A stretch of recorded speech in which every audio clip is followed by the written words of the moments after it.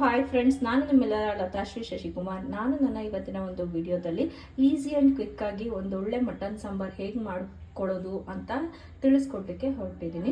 ನಾನಿಲ್ಲಿ ಮಟನ್ ಸಾಂಬಾರನ್ನ ಮಾಡಲಿಕ್ಕೋಸ್ಕರ ಒಂದು ಅರ್ಧ kg ಮಟನ್ನ ತೆಗೆದಿಟ್ಕೊಂಡಿದ್ದೀನಿ.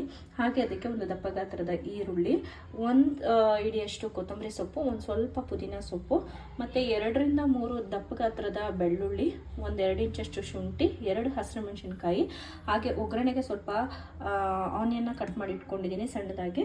ಒಂದು ಅರ್ಧ ಹೋಳಷ್ಟು ತೆಂಗಿನಕಾಯಿನ ನಾನು ಇಲ್ಲಿ ಕಟ್ ಮಾಡಿ ಇಟ್ಕೊಂಡಿದ್ದೀನಿ. ಸಣ್ಣ ತೆಂಗಿನಕಾಯಿನಲ್ಲಿ ಅರ್ಧ ಹೋಳು ತೆಂಗಿನಕಾಯಿ, ಸ್ವಲ್ಪ ಹುರುಗಡ್ಲೆ, ಸ್ವಲ್ಪ ಗಸಗಸೆ, ಹಾಗೆ ಒಂದು ಸ್ವಲ್ಪ ಚಕ್ಕೆ, ಒಂದು 4 ಲವಂಗನ ಯೂಸ್ ಮಾಡ್ತಾ ಇದ್ದೀನಿ. ಹಾಗೆ ನಾನಿಲ್ಲಿ ಧನಿಯಾ ಪೌಡರ್ ಒಂದು 4 ಟೇಬಲ್ ಸ್ಪೂನ್ ಅಷ್ಟು, ಹಾಗೆಯೇ ಅಚ್ಚಕಾರದ ಪುಡಿ 2 ಟೇಬಲ್ ಸ್ಪೂನ್ ಅಷ್ಟನ್ನ ತಗೊಂಡಿದ್ದೀನಿ. ಹಾಗೆಯೇ ಸ್ವಲ್ಪ ಅರಿಶಿನ ನಾನಿಲ್ಲಿ ಬಳಸ್ತಾ ಇದ್ದೀನಿ. ಈಗ ತಕ್ಕಷ್ಟು ಉಪ್ಪು ಹಾಗೆ ಎಣ್ಣೆ. ಬನ್ನಿ ತಡ ಮಾಡದೆ ಈ ಒಂದು ವಿಡಿಯೋನ ಸ್ಟಾರ್ಟ್ ಮಾಡೋಣ. ಹಾಗೆ ಸ್ಟಾರ್ಟ್ ಮಾಡೋಕ್ಕೂ ಮುಂಚೆ ದಯವಿಟ್ಟು ಯಾರೆಲ್ಲ ನನ್ನ ಚಾನಲ್ಗೆ ಸಬ್ಸ್ಕ್ರೈಬ್ ಮಾಡದೆ ಹಾಗೆ ನೋಡ್ತಾ ಇದ್ದೀರೋ ನನ್ನ ಚಾನಲ್ಗೆ ಸಬ್ಸ್ಕ್ರೈಬ್ ಆಗಿ, ಲೈಕ್ ಮಾಡಿ, ಹೈಪ್ ಮಾಡಿ, ಹಾಗೆ ಪಕ್ಕದಲ್ಲೇ ಇರುವಂಥ ಬೆಲ್ಲೈಕನ್ನ ಒತ್ತೋದನ್ನು ಮರಿಬೇಡಿ. ಮೊದಲಿಗೆ ನಾನಿಲ್ಲಿ ಒಂದು ಕುಕ್ಕರ್ನ ಸ್ಟವ್ ಮೇಲೆ ಪ್ಲೇಸ್ ಮಾಡಿ, ಕುಕ್ಕರ್ ಹೀಟ್ ಆದ ನಂತರದಲ್ಲಿ ಒಂದು ಸ್ವಲ್ಪ ಆಯಿಲ್ನ ಆ್ಯಡ್ ಮಾಡ್ಕೊಳ್ಳಿ. 2 ಟೇಬಲ್ ಸ್ಪೂನ್ ಅಷ್ಟು ಆಯಿಲ್ನ ನಾನಿಲ್ಲಿ ಹಾಕ್ಕೊಳ್ತಾ ಇದ್ದೀನಿ. ಈಗ ಬಿಸಿ ಆಗಿದೆ, ಇದಕ್ಕೆ ನಾನು ಸಣ್ಣ ಹೆಚ್ಚಿಟ್ಕೊಂಡಂಥ ಈರುಳ್ಳಿಯನ್ನು ಹಾಕ್ಕೊಳ್ತೀನಿ. ಈ ಆನಿಯನ್ ಈಗ ಲೈಟಾಗಿ ಫ್ರೈ ಆಗಿದೆ. ಇದಕ್ಕೆ ನಾನು ಆಗಲೇ ಕಟ್ ಮಾಡಿಸಿ ತೊಳೆದಿಟ್ಕೊಂಡಂಥ ಮಟನನ್ನು ಆ್ಯಡ್ ಮಾಡ್ಕೊಳ್ತಾ ಇದ್ದೀನಿ. ಮಟನ್ಗೆ ನಾನು ಒಂದು 1/4 ಚಮಚದಷ್ಟು ಅರಿಶಿನ ಸೇರಿಸ್ಕೊಳ್ತೀನಿ. ಹಾಗೆ ಒಂದು ಸ್ವಲ್ಪ ಸಾಲ್ಟನ್ನು ಕೂಡ ನಾನಿಲ್ಲಿ ಸೇರಿಸ್ಕೊಳ್ತಾ ಇದ್ದೀನಿ. ಸಾಲ್ಟು ಮತ್ತು ಅರಿಶಿನ ಪುಡಿನ ಸೇರಿಸಿದ ನಂತರ ಹೀಗೆ ಚೆನ್ನಾಗಿ ಮಿಕ್ಸ್ ಮಾಡ್ಕೊಳ್ಬೇಕು. ಇದು ಮಿಕ್ಸ್ ಮಾಡಿಕೊಂಡು ಒಂದು 2 ಸೆಕೆಂಡ್ ಫ್ರೈ ಮಾಡ್ಕೊಬೇಕು. ಅದು 2 ನಿಮಿಷ ಬೆಂದಿದೆ. ಇದಕ್ಕೆ ನಾನು ಒಂದು ಲಾಂಗ್ ಗ್ಲಾಸ್ನಲ್ಲಿ ಒಂದು 2 ಗ್ಲಾಸಷ್ಟು ನೀರನ್ನು ಹಾಕ್ಕೊಳ್ತೀನಿ.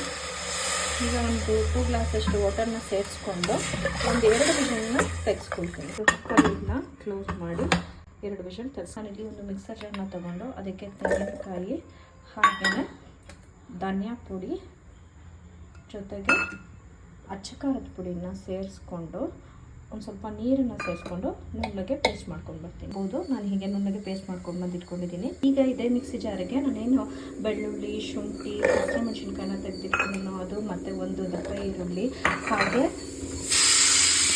ಕಡಲೆ, ಚಕ್ಕೆ, ಲವಂಗ, ಗಸಗಸೆ ಜೊತೆಗೆ ಕೊತ್ತಂಬರಿ ಸೊಪ್ಪು, ಪುದೀನ ಸೊಪ್ಪು ಎಲ್ಲನೂ ಸೇರಿಸ್ಕೊಂಡು ಸ್ವಲ್ಪ ನೀರನ್ನು ಹಾಕ್ಕೊಂಡು ಮಿಕ್ಸಿ ಮಾಡ್ಕೊಂಡು ಪೇಸ್ಟ್ ಮಾಡ್ಕೊಂಡು ಬರ್ತೀನಿ. ನೋಡಿ, ನಾನು ಹೀಗೆ ನುಣ್ಣಗೆ ಪೇಸ್ಟ್ ಮಾಡ್ಕೊಂಡು ಬಂದಿದ್ದೀನಿ. ಇದನ್ನು ನಾನು ಸಪ್ರೇಟಾಗಿ ತೆಗೆದಿಟ್ಕೊಳ್ತೀನಿ. 2 ವಿಷಲ್ ತರಿಸ್ಕೊಂಡಿದ್ದಾಗಿದೆ. ಗ್ಯಾಸ್ ಕೂಡ ರಿಲೀಸ್ ಆಗಿದೆ. ಮಟನ್ ನೋಡಿ ಹೀಗೆ ಬಂದಿದೆ.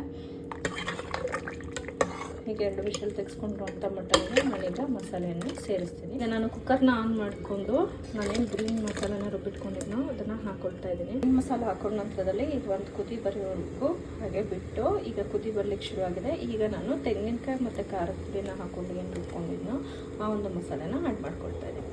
ಹೀಗೆ ಮಸಾಲೆಯನ್ನು ಹಾಕೊಂಡಾದ ನಂತರದಲ್ಲಿ ಚೆನ್ನಾಗಿ ಮಿಕ್ಸ್ಕೊಂಡು ಆ ಮಸಾಲೆನೆಲ್ಲ ಸೇರಿಸ್ಕೊಂಡು ಒಂದು ಸ್ವಲ್ಪ ನೀರನ್ನು ಅಳತೆಗೆ ತಕ್ಕ ಹಾಗೆ ಕನ್ಸಿಸ್ಟೆನ್ಸಿ ನೋಡಿಕೊಂಡು ಸೇರಿಸ್ಕೊಳ್ತಾ ಇದ್ದೀನಿ. ಮಸಾಲೆನೆಲ್ಲ ತೊಳೆದಿಟ್ಕೊಂಡಂಥ ನೀರನ್ನು ನಾನಿಲ್ಲಿ ಸೇರಿಸ್ತಾ ಇದ್ದೀನಿ. ನೋಡಿ, ನಾನು ಈ ಒಂದು ಕನ್ಸಿಸ್ಟೆನ್ಸಿಗೆ ಸಾಂಬಾರನ್ನ ರೆಡಿ ಮಾಡಿಕೊಡ್ತಾ ಇದ್ದೀನಿ.